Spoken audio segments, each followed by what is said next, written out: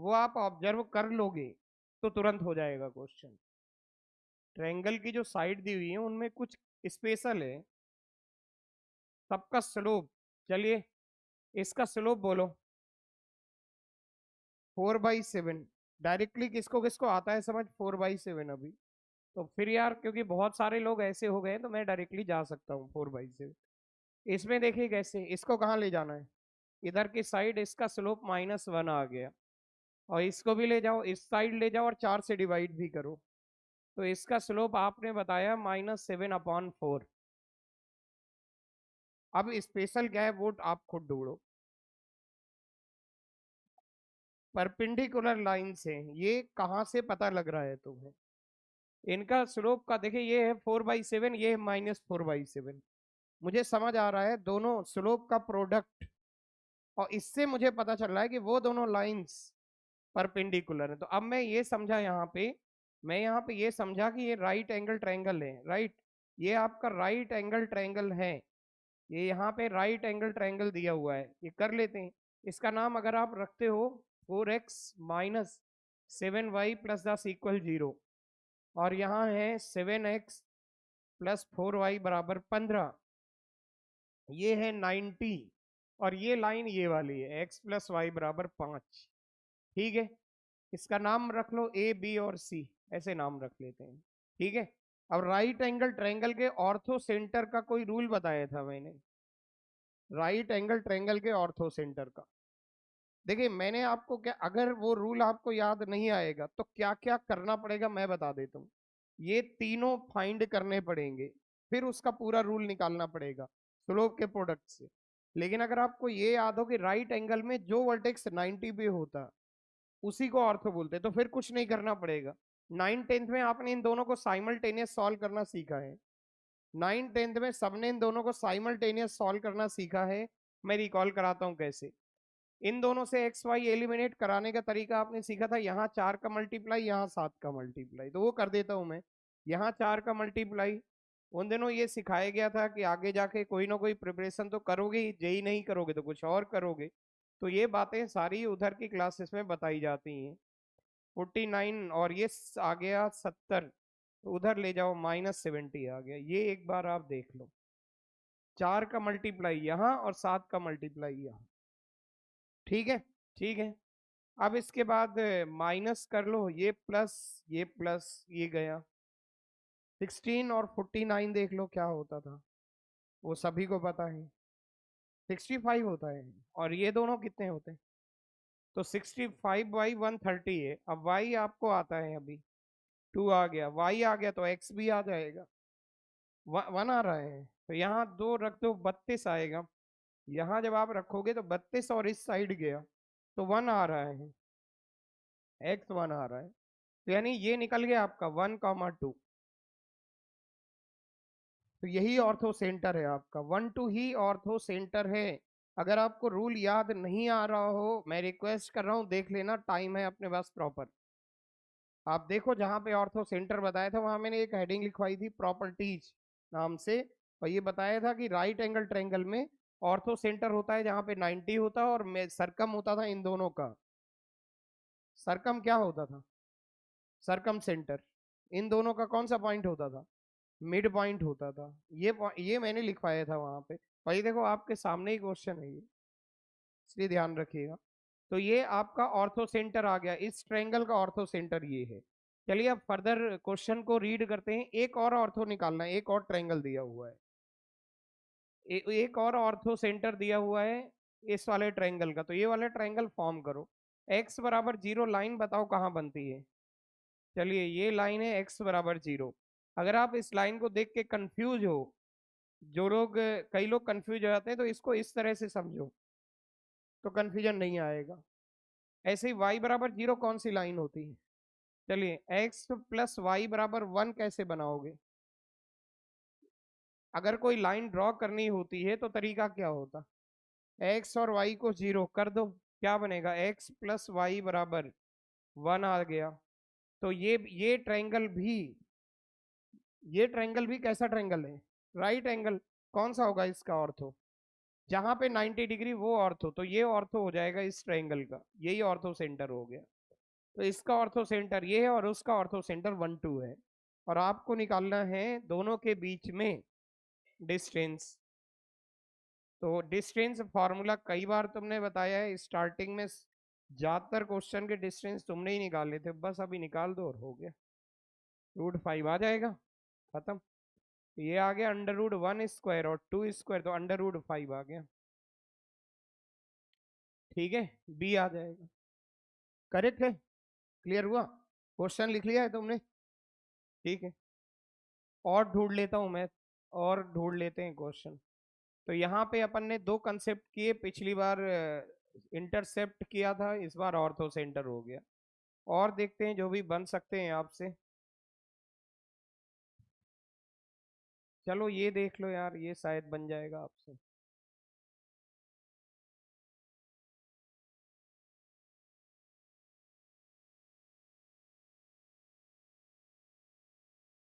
ये वाला देखो कैसे करोगे। ज्यादा डिफिकल्ट हो जाए तो बता देना, ठीक है? वैसे अभी मैनेजेबल है मुझे लग रहा। ABC एक ट्रायंगल दिया हुआ है, ट्रायंगल जैसे बताया जाता है उस तरह का ट्रायंगल होगा, और उसकी दो साइड दी हुई है क्वेश्चन में ही, AB और AC की इक्वेशन।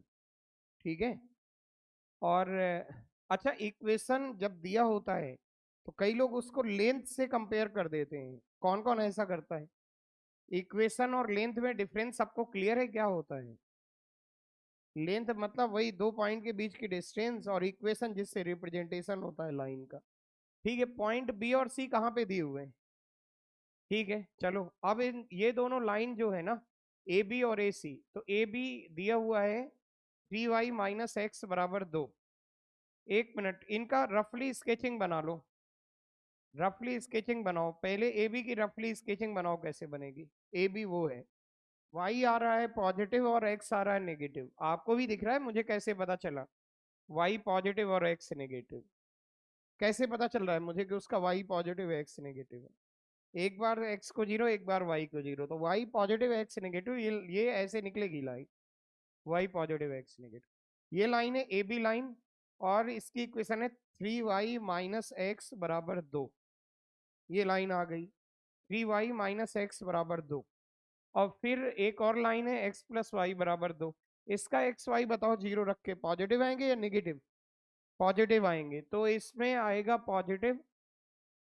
तो ये मिलेगा, यहां से पास होगी ये लाइन कुछ, ये लाइन कुछ इस तरह से पास होगी। इसका कलर चेंज कर देते हैं, इस तरीके से आएगी लाइन, और ये लाइन दी हुई है x + y = 2। और ये पॉइंट का नाम तुम्हारे हिसाब से क्या होगा? ए होगा। ये ए बी और ए सी इंटरसेक्ट कर रहे हैं। बी और सी पॉइंट ढूंढो कहां पर है, एक्स एक्सिस पर। ये बी पॉइंट हो गया और ये सी पॉइंट है। अब आपको ये बताना है कि आप बी और सी फाइंड कैसे करोगे। इक्वेशन में y को 0 रख दो।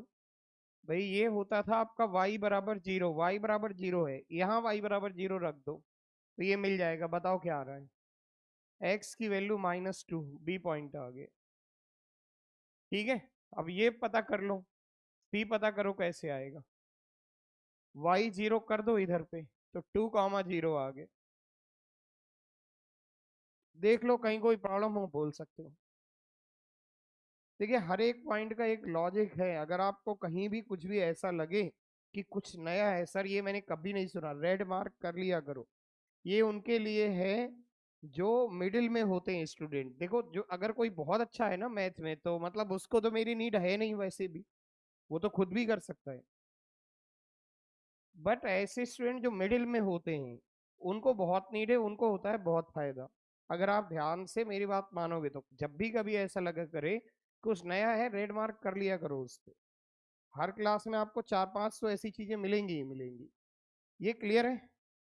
पीयूष क्लियर हो रहा है? ठीक है, अब चलो अब बताओ जरा क्या करना है इसमें, क्या दिया क्या हुआ है इसमें? देखो क्या दिया हुआ है, पी क्या दिया हुआ है आपको? ऑर्थो सेंटर दिया हुआ है, ठीक है, ट्रायंगल का ऑर्थो सेंटर पी दिया हुआ है। और फाइंड क्या करना है? एरिया फाइंड करना है पी बी और सी का, तो यानी ऑर्थो सेंटर निकालना पड़ेगा, तब उसका एरिया आएगा। तो दो कंसेप्ट अभी और हैं, एक तो ऑर्थो सेंटर वाला और दूसरा कौन सा, एरिया वाला। तो अपना पहला जो पर्पज है वो है ऑर्थो सेंटर फाइंड करना। तो वो बताओ कैसे फाइंड कर, इस बार ऑर्थो वैसे नहीं फाइंड कर पाएंगे, एल्टीट्यूड का इंटरसेक्शन पॉइंट चाहिए होगा। तो ऑर्थो सेंटर निकालने के लिए इस बार कोई मेथड नहीं है, मुझे ट्रेडिशनल मेथड से जाना पड़ेगा, जहां मुझे पहले क्या कैलकुलेट करना पड़ेगा, ए करना पड़ेगा। तो ए कैसे कैलकुलेट करोगे? अच्छा, अगर ए नहीं भी आप कैलकुलेट करो तो भी आप ऑर्थो सेंटर फाइंड कर सकते हो। बताओ जरा कैसे, ऑर्थो सेंटर का रूल बताओ जी। स्लोप को मल्टीप्लाई वाला रूल था। तो मैं एक काम करता हूं, मुझे ये पता है पहले से, मुझे ऑलरेडी पहले से ये पता है ये वाला पॉइंट, तो मैं इससे इस पर परपेंडिकुलर ड्रॉप करता हूँ और मान के चलता हूँ यहाँ ऑर्थो है, ऑर्थो का नाम पी है और उसको मैं क्या मान लिया करता था, एच के। याद है नहीं याद है ये जतिन, याद है पी एच के? ठीक है, तो भाई अब कर लेते हैं, अब आप इसको सॉल्व कर सकते हो। ठीक है, अभी सॉल्व कर लो। अब लगा दो ये फॉर्मूला के माइनस जीरो, ध्यान से सुनना, मैं फॉर्मूला लगाने जा रहा हूं इधर पे, y2 माइनस वाई वन के minus zero upon H plus two. और इस लाइन पर परपेंडिकुलर है, इसका स्लोप आपको पता है, बताओ इसका स्लोप -1। तो मैंने इन दोनों का स्लोप किया, प्रोडक्ट किया और किसके बराबर कर दिया, -1 के, m1 m2 बराबर -1। करेक्ट है क्या?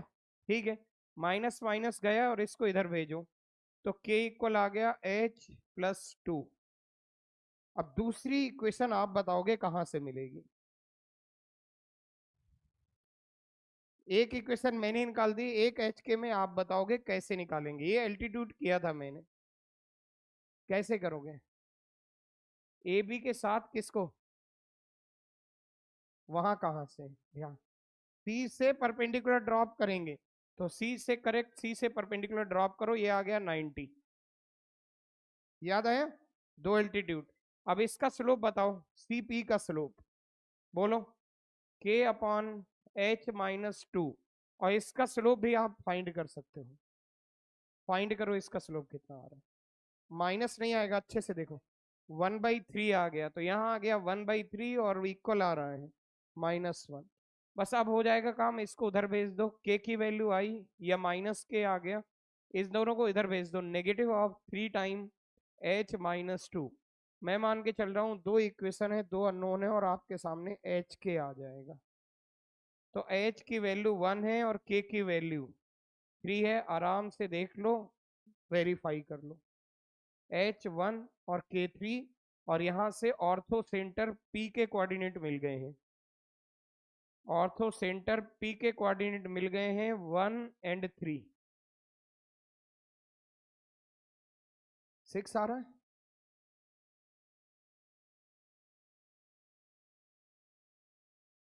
यार, देख लो एक बार,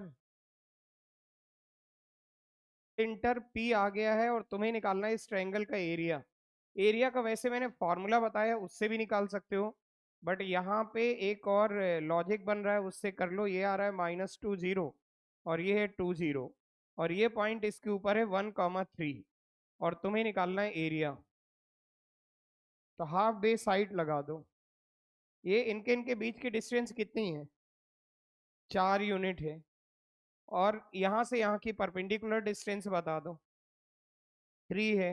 तो हाफ बेस साइड लगा दो, हाफ बेस 4 आ गया और हाइट 3 आ गई, तो 6 एरिया आ जाएगा। और अगर आपको इसमें कंफ्यूजन है तो वो वाला मेथड लगा दो, एरिया का मेथड कौन सा था, अब ऐसा एक फॉर्मूला था, उससे कर सकते। तो ये कर लो और ध्यान रखना,